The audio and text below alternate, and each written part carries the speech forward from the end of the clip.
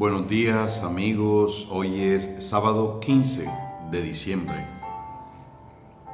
y te invito a que nos tomemos este tinto, pero meditando la palabra de Dios y con la fuerza que viene de lo alto, con el don del Espíritu Santo.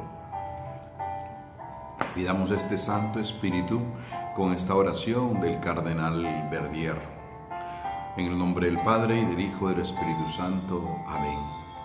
Oh Espíritu Santo, amor del Padre y del Hijo, inspírame siempre lo que debo pensar, lo que debo decir, cómo debo decirlo, lo que debo callar, cómo debo actuar, lo que debo hacer, para la gloria de Dios, el bien de las almas y mi propia santificación. Espíritu Santo, dame agudeza para entender, capacidad para retener, método y facultad para aprender, sutileza para interpretar, gracia y eficacia para hablar. Dame acierto al empezar, dirección al progresar y perfección al acabar. Amén. Bien, hermanos, leamos este santo evangelio tomado de San Mateo en el capítulo 17, versículos 10 al 13. Cuando bajaban del monte, los discípulos preguntaron a Jesús: ¿por qué dicen los escribas que primero tiene que venir Elías? Él les contestó: Elías vendrá y lo renovará todo. Pero os digo que Elías ya ha venido y no lo reconocieron, sino que han hecho con él lo que han querido. Así también el Hijo del Hombre va a padecer a manos de ellos. Entonces entendieron los discípulos que se refería a Juan el Bautista. Palabra de Dios, palabra del Señor. Gloria a ti, Señor Jesús. Hermanos, el abuso de poder acontece o puede acontecer en todo grupo humano. Incluso en ese grupo humano, como es la propia familia, puede acontecer ciertamente los abusos de poder. En la iglesia han acontecido abusos de poder, en los gobiernos, en las empresas.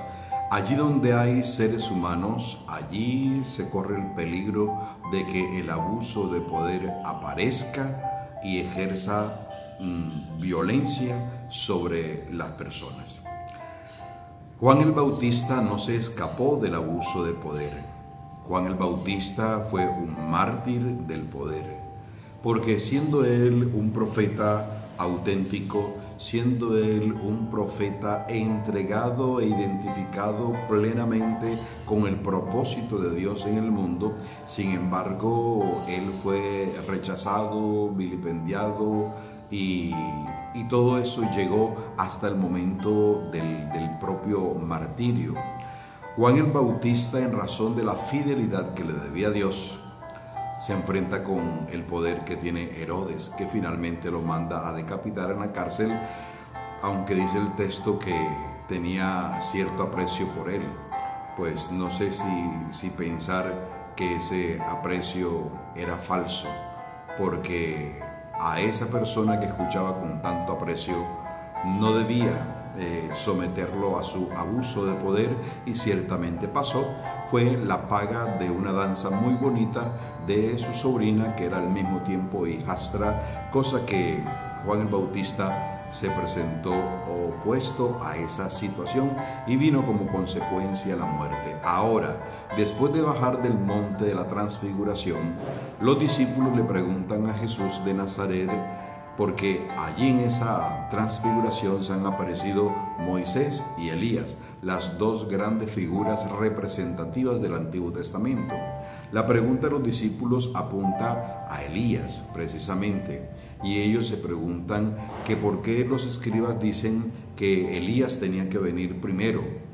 Es que en el libro del profeta Malaquías hablaba de que Elías vendría al final de los tiempos. Igualmente se habla de la manifestación del Mesías de Dios, del ungido de Dios. Entonces se llegó a relacionar que el Mesías vendría, pero antes vendría Elías. en esa manifestación final, en el día de Yahvé terrible, como dirá el profeta Malaquías, pero no era terrible porque era la manifestación amorosa de Dios a través de su Hijo Jesucristo, portentosa.